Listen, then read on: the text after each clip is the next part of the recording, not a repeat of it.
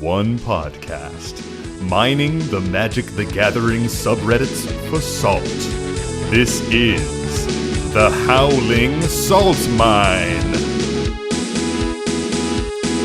It's the Howling Salt Mine. The Howling Salt Mine. Hey everybody, and welcome back to the Howling Salt Mine podcast. I am your host, Sam, and as always, I'm joined by my two co-hosts, Mike and Tony. Say hey, guys. Pew, pew, pew, pew, pew. Hello. And if you are new to this podcast, what we do here on the Howling Salt Mine is we are delving into the subreddits that focus on Magic the Gathering, and we are finding the saltiest posts we can get. We're finding those posts about salty situations, salty players, table dynamics, things like that. And we're hauling them up out of the mines and we're talking about them. And, maybe we'll make you laugh. I don't know. Maybe we'll make you cry. Yeah. Wow. If we make you cry, let us know. That's a potent that's episode. Yeah, please tell us. Yeah. Is it emotion though, or is it like, oh God, I want them to stop? Please release me from this prison. Yeah, if we're making you cry, you don't have to keep listening. You can pause it. It's totally okay. Yeah. Pause it, dry your eyes, and then just get back into it though. Let us know for sure though. Yeah. Please let us know. That would be amazing. If Mike is sounding extra bassy today, it's because he just woke up. And got a new mic, courtesy of Samwell. And if I'm sounding extra bassy today, it's because I'm recovering from COVID. Ooh. And I feel like shit. Nice. But you know what else feels like shit? Getting salty when you play Magic games. Am I right, guys? But Sam, what's salt? Great question, Tony. I'm glad you asked it. I don't think we've ever talked about this before. Yeah, Appreciate this is it. new ground. Definitely not. We have not defined this. Salt is a term for like frustrations that you feel when you play Magic or really any game. When something doesn't go your way, or you are lining up a strategy and investing resources turn after turn, and then someone just like fucks up your shit with a single card and you get mad. It's like gamer rage, but with a more interesting name. Sometimes people cause it, sometimes cards cause it, sometimes just situations in the game, happenstance, good luck for others, bad luck for you. Salt can come from a lot of different places. Dope. Wow. Let's get it. Stunning commentary. Let's get at it. Huh. All right, guys, let's get into it. I have our first post right here. And this one comes to us from user Mutation SSB. If you guys see Mutation SSB on the subreddits, give them an upvote. And hey, Mewtwo mains all day, all long. All day, all long. God, COVID has ravaged my brain. Yeah, Super Smash Brothers fucking rules. Anywho, the title of this post is, "Well, I did it. I got my first salty reactions." Oh, love Nice. it. It's a moment of passage for all of us. Mutation says, "So I decided to go play some Commander at my LGS, local gaming store, these last 2 days. And both days I got players full of salt. Love to see it. The first guy was running Prismatic Bridge as his commander, naturally rather threatening. So we decided to try and take him down a notch. Turn 5 comes around and he casts it. I negate it and he instantly scoops. I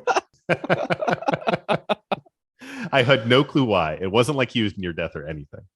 Second guy, I was playing some tonight and I told everyone that I had an Anya deck that could win really fast and would be happy to switch to another deck if that was too powerful. Everyone said I was okay. Lo and behold, I win turn 5. Guy says he has a problem with the player, not the deck. Leaves the pod, which, by the way, this is an organized event where you're supposed to play 3 games of the same pod to achieve objectives, and refuses to elaborate after I ask what I did wrong. It's honestly really bugging me. Like, I go up against a lot of powerful decks all the time. I just laugh it off and tell the player how cool their deck is. So how do I not be so bugged by it? It makes me not want to go back to the shop and play anymore. Great post. I love this one. Yeah, that's good. I love the negate and instant scoop. Yeah. It's like, can't play my card. No, I'm out. Yeah. It's especially when like your commander is so potent like that, because it's like, of course they're going to deal with it. And also, you really only have to wait like one extra turn. In theory, but like I have a prismatic bridge deck and I wouldn't scoop if like that happened to me, but I would certainly be filled with a lot of salt because it's like in general, you're not doing anything else. When you go to play that card, obviously it's a powerful effect.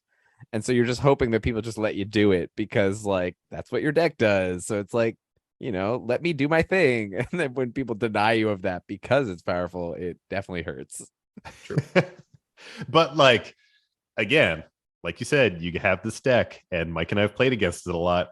That is the right move. Negate that shit. Yeah. Negate that shit when it comes out the first time, every time. Yeah. I mean, our pod added, I think pretty much every single deck in our pod added additional enchantment removal when Tony built a prismatic bridge deck. Yeah. We all realized after like 3 games of just getting clobbered by massive, Timmys coming out of the deck that we needed some way to deal with it. Yeah. Yeah. I mean, it just comes out so hard and fast. But Tony, when that has happened to you, do you feel like scooping? I mean, maybe a little bit. Like I would never do it. Like there's so much of the game left, but it's such a feel bad. I'm like, all right, well, fuck me. I'll just sit here for a turn. Like I just wasted my 5 mana, and next turn I'll try it again and hope that no one fucks my shit up. And like that's definitely how I feel about it. And I probably react that way a little bit. And like someone will go to negate or something. I'll be like, really? Yeah. Like, yeah, you definitely do that. Like that's all like that's what you want to negate right now? And then they're like, yeah. And I'm like, all right, like, fine. And then I just like sit there and do nothing for it. I feel like that's like the biggest piece, right? Like, you're just doing nothing for 2 full turns on turn like 5 and 6 feels really bad because it's not instant value. You don't get value until your next turn. So it's like, it's a slower deck for sure. But it gets like totally out of hand. Yeah, but oh, what value do you get once it hits? Yeah, like, for it sure. gets crazy. It is very interesting to me when people choose to scoop like this, because like you said, Tony, worst case, you're sitting there doing nothing for like maybe 1 to 2 turns as you get your land drops to drop Prismatic Bridge, right? But to choose instead to sit there and do nothing for the entirety of the rest of the game and watch 3 other people play, you're doing that to yourself. Like that sucks. Yeah. Like it sucks to get knocked out of a game super early and watch the other 3 people play for another 45 minutes. To do that to yourself is like just this level of like self-salty masochism that is honestly kind of impressive. I'm just realizing that is this Tony? Did Tony post this? Because Tony has both a bridge and an Anya deck. Yeah. In my defense, the Anya deck is no longer together. Okay. So Nami. And also my Anya deck would win on turn like 3, not turn 5. So that's true. No, your Anya deck would never win. Yeah, your Anya well, deck because would I would get its World whole Gorger board Dragon state. snapped to my fucking hand and then lose everything I had. Oh man, I'd always Those be are on the days. cusp. Oh my fucking That was God. the fucking Talk about best. salt-inducing. Yeah, so should we talk about this Anya piece? I mean, I think that is definitely. like a really funny reaction for someone to have. Yeah, Yeah. and like we don't see the full situation, right? So it's like I'm assuming that OP here is like coming at it all truths down, like Yeah. they had a fair situation. They said this is what we're gonna do. I can see how an Anya deck could be annoying because like it twiddles itself every turn. So if every turn he twiddles himself for 10 minutes and like nothing happened, and then on turn 5 he won, I could see them being annoyed by that again, because we sort of talk about how it's the situation that generates assault, but Mhm. it sounds more like this person just being a crybaby. Yeah, I think one of the things I love about this too is OP being like, hey, how do I find the way to enjoy this experience a little bit more? Like these things are happening and it's interfering with my ability to have an enjoyable time. And the nice thing is, at least from what's written, I don't think there's actions this poster needs to take. I think they just need to be like able to kind of repeat the mantra of, I've done everything I need to do to try and ensure this pod is a fun experience. You know, like they brought it up in the pregame conversation. They offered to swap decks. They made it very clear what was going on. They did everything in their power, at least from what it seems like in the post. It's not on them to do anything more past that. They just need to kind of take a deep breath and be like, okay, I've done my best to make sure this is fun. Let's carry on. Yeah, I totally agree, Mike. I mean, I think what Mutation here is saying in their post, like they've done everything right. And countering the Prismatic Bridge is just good play. Talking about the Anya deck, that is just responsible when you're dropping like a really powerful, strong deck. And to be honest, like Tony was saying, Tony's Anya deck was CDH level. He was popping out a win on turn like 2 or 3, possibly. And yeah, it is a deck that does a lot of like tap, untap, draw, discard kind of stuff. But at the same time, winning on turn 5, although fast, should not have been a huge surprise. And I don't know. I think sometimes people just have a bad day and are just being salty. And sometimes people are just salty and you can't do anything about it. So I don't think Mutation did anything wrong here. For sure. So what do you think about the salt rating here, boys? Yeah, I think I'm going to judge this in 2 halves because we've got 2 salty people here, right? So the Prismatic Scooper, I think that is full shaker. That I think that is like a single grain of salt away from being a full shaker. And then you drop that last grain in and it just like pops open. Because they were like a single move away from just bouncing. Yeah, the shaker cracked and then it just poured out all over the floor. Yeah. Like for the second player, I mean, those are high levels of salt. I mean, that person is really sort of insulting OP here and saying like, my problem isn't with your deck, it's with you, which is super shitty. And then to also leave during an organized event where you're supposed to be playing out your games, you're salty enough to ruin the day for not only the person who pissed you off, but the other people at the table, which is pretty wild. Yeah, that's the part that's impressive to me, is that this isn't like a shaker situation. This is like you walk into a novelty store that sells, you know, exclusively Himalayan salt chunks, because it's an entire store of it. It's not just like one person.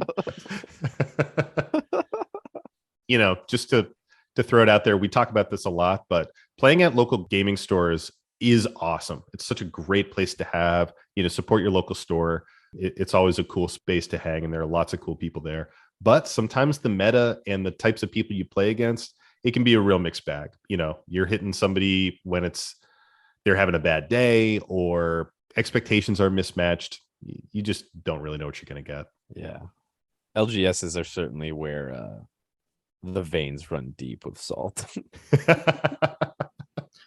Where else do these veins run deep, Sam? Do you got anything else for us here? Ooh, do I? So this is a really good one. So this is a post from Monday Morning. Every once in a while, we pluck a post from Monday Morning. You know, this is the weekly stickied thread on the EDH subreddit. Basically, people come here, they talk about frustrations with their play groups, they talk about salt in general. I mean, this is just like, we love this. We love this thread. And this comes to us from a user, Yuhao Hu Mao. And maybe I messed that up, and I apologize if I did. But user Yuhao Hu Mao says, and buckle up, guys, because this is a very good one. They say, there's this jerk who keeps getting into the games I'm in, and I just can't stand them. Half the time, they're just fine, funny, and engaging, and play some pretty fun decks. Then the rest of the time, they're a sulky, sullen, whiny jerk. All I do is pull lands. Well, that spell ruined my game. Wish I had a counterspell for that. Like, we get it. You don't have to comment on everything that happens. When they lose, they always comment on how they just needed to put this or that into the decks. And it's like, well, you've complained every game that you should put that card and still haven't. So stop complaining. They try to rush through their wins. I get it. They're nervous and often don't stop to let people respond to things. And by the time they're done explaining, they've already gone too far to fix the issue. The problem is it's impossible to stop getting games with them because it's me.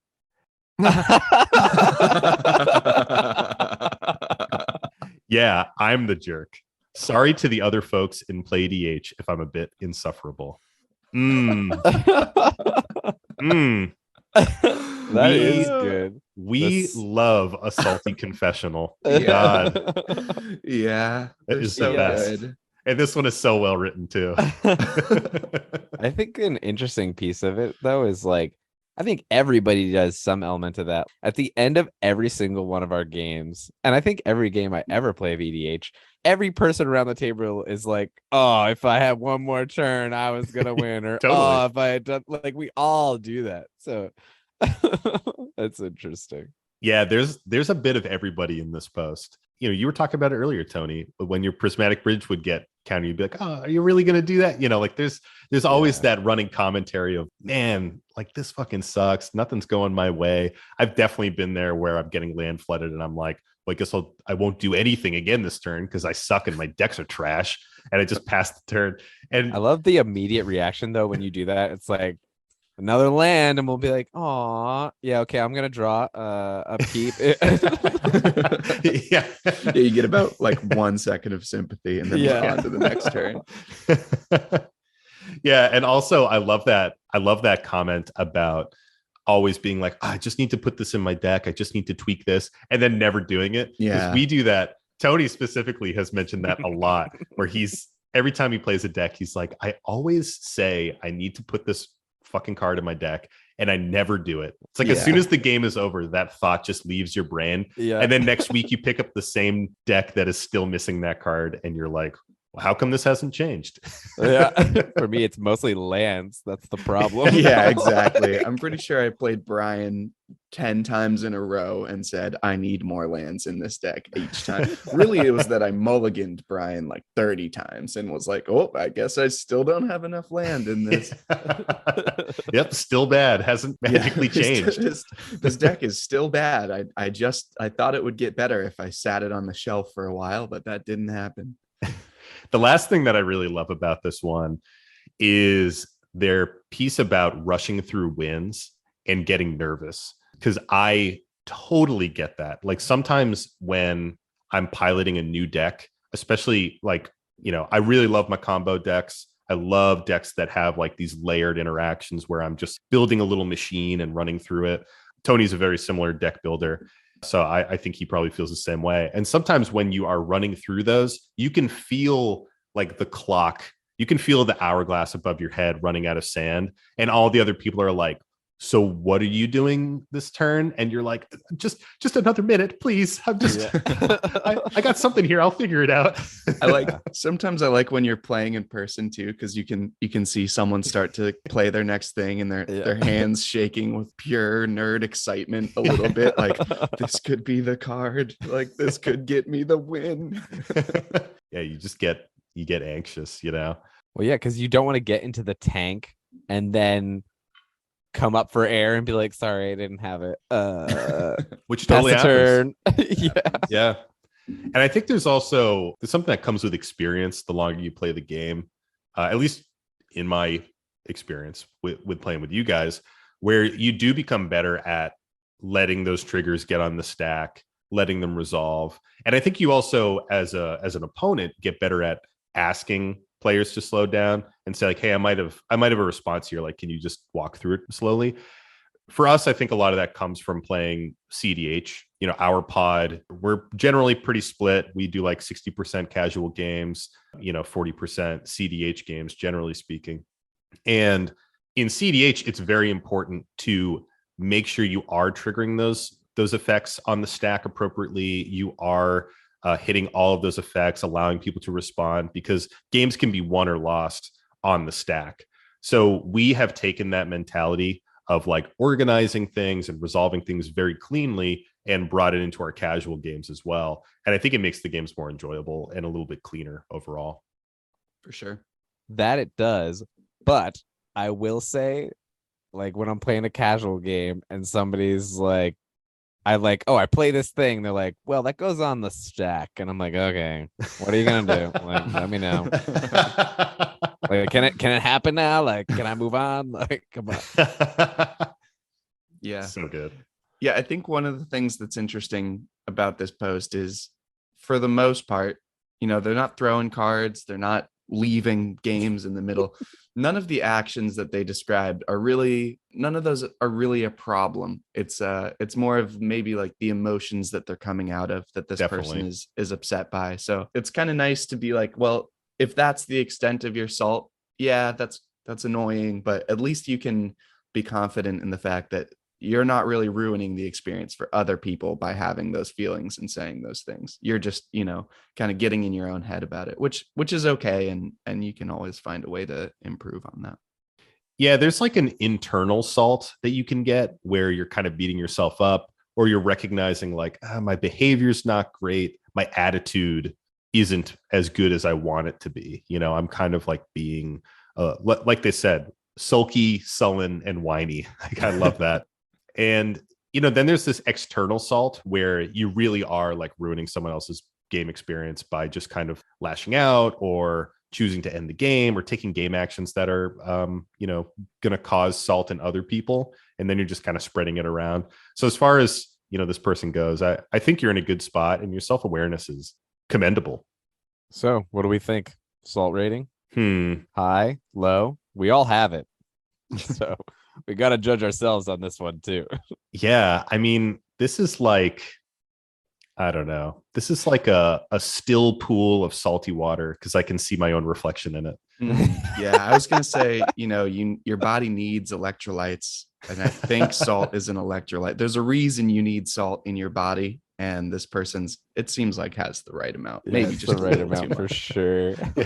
So good. One too many Gatorades. Yeah, yeah. Maybe lay off the Gatorade Like before they your next just session. started to like they're in that commercial and they just started to sweat the beads of Gatorade. Like Yeah.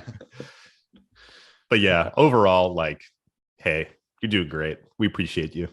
oh yeah. So you got another one? I do. You know I do. So this one Just feels right to ask.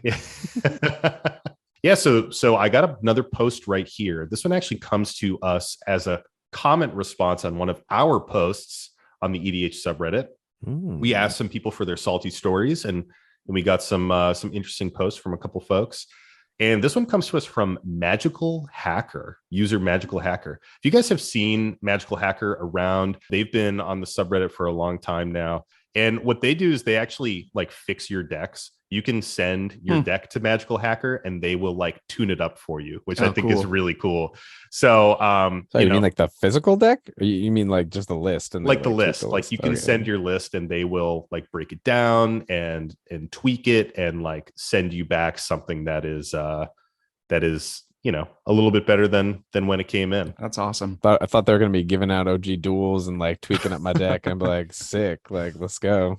Sign me up. Tony, I'll do that if you send me 20 grand. Yeah, I think that's a shitty business model, Tony. I don't know. Is what came to mind. Not saying it's successful for them, just good for me. So yeah, thanks to Magical Hacker for commenting. And like I said, check out their stuff. They've got a YouTube channel, they've got like a Twitter, TikTok, they've got a presence all over. They got some good shit out there. So they come to us with a salty story. It's similar in theme to something we've already talked about. So let's get into it. Last time I felt salty. I'm playing Nihiri the Lithomancer, toolbox of equipment, pun intended. And my three opponents in order are playing Itali Primal Storm, Karametra God of Harvests, and Selvala Explorer Returned, Tony's favorite bay. Itali player, turn one, drops a soul ring off of a mountain. Then Karametra goes land, exploration, land. Selvala plays a land to drop into an animation module on turn one. So people are getting some good fast turns in. Lastly, Magical Hacker is the one without a turn one play, just dropping a land and passing happily. Itali's turn two consists of another land into a Manolith, Impulsive Pilferer. Karametra's turn two is another two lands and an Esper Sentinel, getting some good shit out there. Selvala's turn two is a land, a Green Sun Zenith for a Bird of Paradise, and not paying for Esper Sentinel. Magical Hacker plays a land and passes again. Now turn three. Itali plays another kind of mana rock, doesn't pay for Esper Sentinel either, plays an equipment that gives flying, and casts a braid on the animation module. Of all the things at the table, that's not what I would have worried about, especially with the Esper Sentinel. But honestly, I'm not even salty yet. Not even a little bit, truth be told. The next 2 rounds are pretty straightforward, with my 3 opponents getting out their commanders while I tutor up a Citizen's Crowbar, knocking out the Esper Sentinel. There you go. A champ for the table. Atali attacks towards Selvala and exiles 3 lands and a Sword of Fire and Ice, which comes off of Magical Hacker's deck. So he concedes. The Atali player concedes. To me, this is childish. Conceding because winning isn't as easy as you like means that you shouldn't be playing a game where 75% of players lose. It's that simple. Yeah, that gets me salty. That gets me salty too, Magical Hacker. That is insane. And like, oh my gosh, I only got 1 busted card instead of 4. I'm gonna concede. That's something else. Exactly. Like, so I commented back, was just saying, like, Sword of Fire and Ice is honestly such a value piece. Like, I would have gladly taken that and denied some potential land drops from the other players. Like, that's totally fine. I mean, Sword of Fire and Ice is pinging out 2 damage. You can kill that bop. You can kill an Esper Sentinel if it comes back. And you're drawing a card each turn on Atali. Come on. Like, that's so good. Yeah. And you're getting protection from, like, yes, some of the decks. Yeah. Wow. But like, they concede. Yeah. Like, I love that. Swing with Atali. Okay, we got a land, Sword of Fire and Ice. All right, I concede. Yeah, that's outrageous, especially because at that point, other people's stuff has been targeted, but their stuff has not been targeted yet. And they're still like, well, I'm not stomping quite hard enough, so I'm just going to scoop. So I'm trying to make sure I understand this correctly. Is it he straight up just conceded, or like he conceded because the player with the fire and ice conceded first, so then he only got 3 lands? No, the Atali player straight up Just conceded. The Atali player man. swung in, got 3 lands and a Sword of Fire and Ice off the Atali triggers, and was like, not good enough. I'm out. I feel like in my brain, I was like, that can't be it. It's like incomprehensible. Yeah. I'm like, what? Like, he's got Atali out on turn like 3 or 4, and it's like it's so bad. Okay, cool. Yeah, Cool. And that's a good point too, Tony. This guy got Atali out so early and has a soul ring. Like, your board state is very good. I don't know. It's just so funny to me. Like, hey, if you're gonna play Atali, sometimes you whiff. Sometimes, I mean, believe it or not, Atali players, sometimes you might hit 4 lands. Yeah. At that point, you just scoop your cards into the trash. Yeah. And pick up a new hobby. Damn. I don't even know. What, just straight to the salt rating. Like, what do you think? Oh, dude. This is like a full salt flat with all that land. It is just like this is a geography composed of salt. It's just unreal to me. Yeah, this is like a different dimension of salt, because I just have a hard time comprehending like why and how and what this looks like. I could never. I can barely, like Tony was saying, this situation is so strange that I almost believe that I was reading it wrong. It almost looks like I missed something in that. Dude's like bathing in soy sauce. I'm like, what are you doing? Yeah, I mean, it's just like, I'd think that the person was trolling. I'd be like, are you just fucking with me right now? Like, what is this? He's literally got us like speechless. Like, I don't know what to say. I'm dumbfounded. Like, we have a joke in our pod that's like, oh, I don't know what to do. And someone will, without question, say, oh, you should just concede. Like, if anyone's ever in the tank. And this situation looks like he was like, I hit 4 lands. I don't know what to do. And someone says, oh, you should just concede. And he was like, okay. Yeah. Yeah. Great idea. Actually, I am going to do that. Oh my God. It's just insane. So thank you, Magical Hacker, for sharing this story with us. That is some rare salt. Gosh. I hope that is salt that few players get to experience in real life, because that is unreal. Well, guys, I think it is that time of the week. The time for the salty card of the week. Mike, what you got for us this week? Hey. All right. I've got us a nice fish. Ooh. I went and caught it. Well, I'll just get right into it. Get This it. week's card is Thassa's Oracle. It is Oh, two blue. that is a different fish. Yeah, that is not what I was thinking of.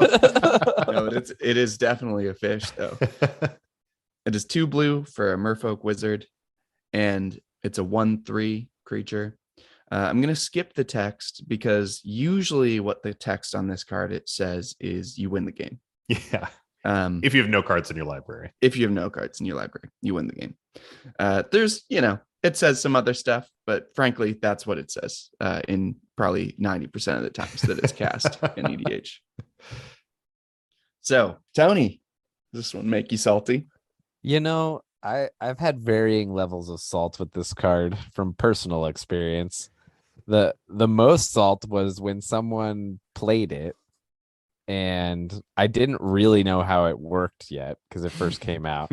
And I was like they played it, the trigger went on the stack, and I was like, I remove your creature. And then they're like, yeah, get wrecked. I still fucking win. I was like, oh, okay. The trigger resolves, bitch. Yeah. I'm like, God damn it. So that was just me being a noob. But I think that I mostly see this in CDH, so it doesn't draw a ton of hate from me because there's a lot of like little ways to fuck with people with this. Totally. Because you can like stick cards back on their deck with things like Noxious Revival or like make it so you can't lose a game with some of those white spells and stuff. And yep. So there's interesting interactions to it. There's like more interaction to it than you think.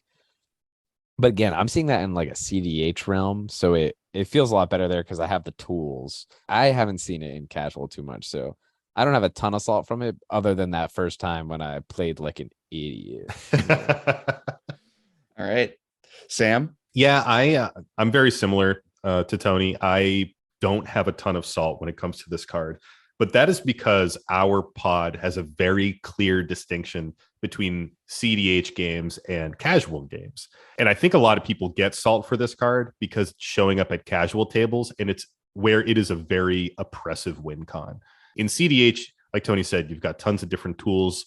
There are a bunch of different ways to get around it. Like Endurance is a fantastic one where you put someone's graveyard back in their library. So they've exiled out their library. You cast Endurance down with the trigger on the stack for Thassa's Oracle. You put their graveyard back on top of their library. Now they're just like doing what that card normally does, which is, I don't know, looking through the top X cards and pulling a card in. So I think that like in CDH, you just have all these tools to deal with it. And it's just another win con out of many powerful win cons.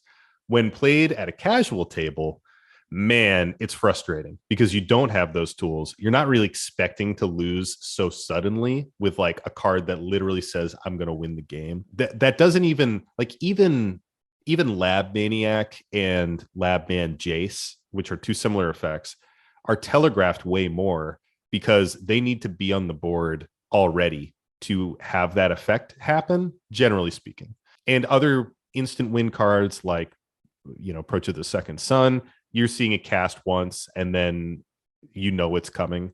So a lot of those cards get like telegraphed in advance and you can kind of plan for them. Thassa's Oracle just kind of hits and it's a bummer. I think another interesting piece of like salt that usually comes to the player who has played it is that when they do get sort of not necessarily a counter, but it lands and like something has like broken it, they don't even actually resolve the card because it does do other stuff. Yeah. And so it's like, they're just like seething in salt because they're like, they're like, all right, fine. I don't win. Yeah. You're up. Yeah. You don't even resolve it. Yeah. What about you, Mike? What do you think? I think I'm the same as both of you guys. I think, we see it so much more commonly in CDH and it's kind of okay there. It's still a little strong, but it's kind of okay there. I think this is probably so high on the salt rating because people see it in a casual game and it's really painful. So this card, like we're all saying, a lot of casual players don't like it. There's actually a lot of arguments out there for this to be banned. Lots of people want it to be banned and things like that. I don't really think it needs to be banned. because I mean, this is like a rule zero conversation, right? Or like your typical, like talking about power levels and stuff. And whenever I hear my friends who play mostly casual formats having an issue with Thassa's Oracle, what I recommend they do, which I know this isn't everyone's cup of tea, but again, I don't think everybody has tried it. I recommend they try playing CDH, because when you have a outlet in your play group for those extremely powerful, extremely quick, and aggressive win cons, you no longer play them in your casual decks. Like when we all started playing CDH, we took all of our super powerful oppressive shit and popped it into our CDH decks.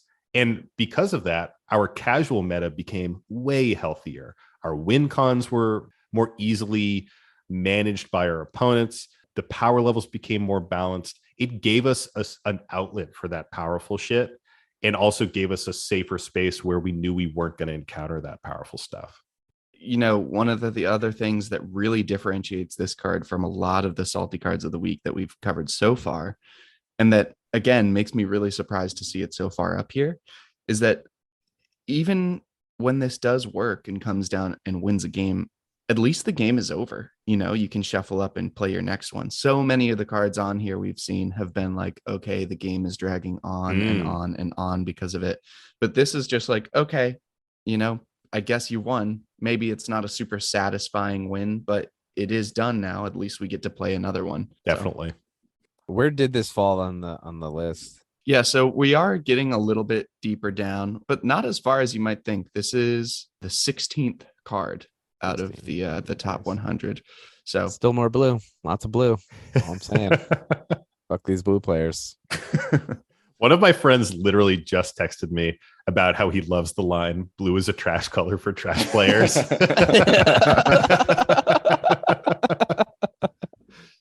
Because it's true. No, it's not. Blue's great.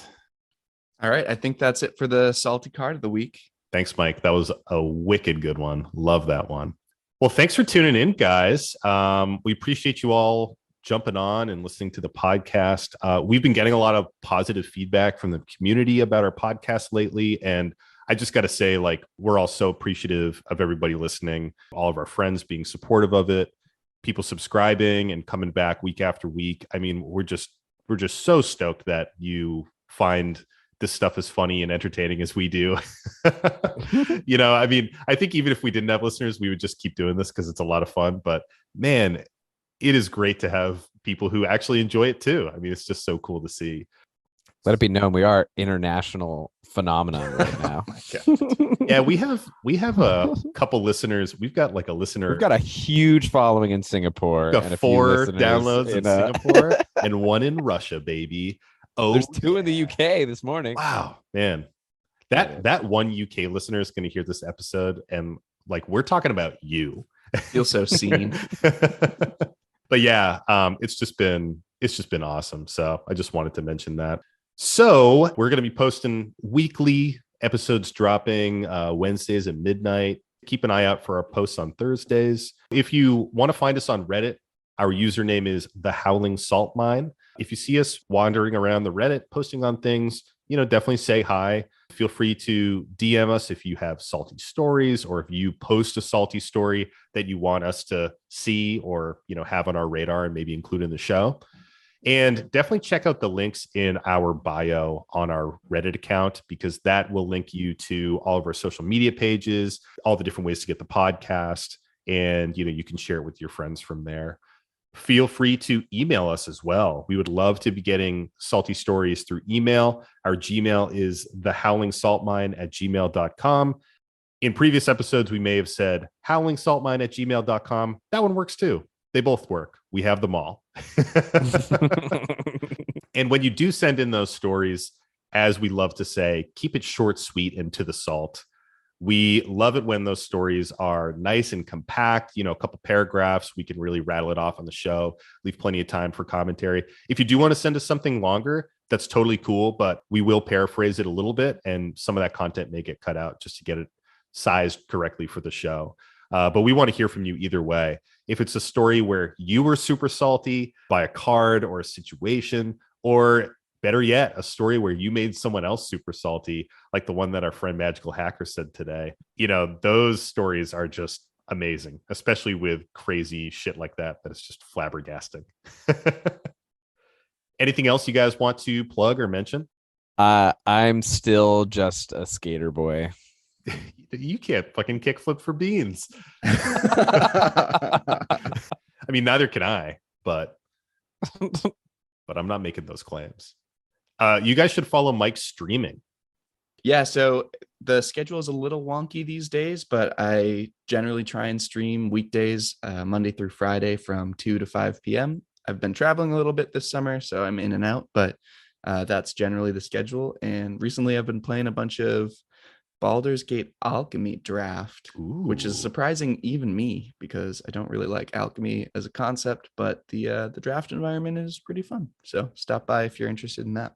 Well, thanks again, everybody. Once again, stay salty. And don't forget to draw an additional card during your draw step. It's the howling song night.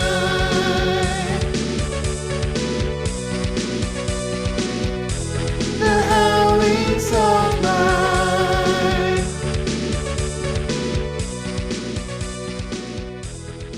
Hey, everybody. Oh, God damn it, Tony. I'm sorry. I ask you to be professional. Fuck, I have to bring up the outline, guys. Get wrecked. He's not professional now. I'm not professional at all. I have too many things open.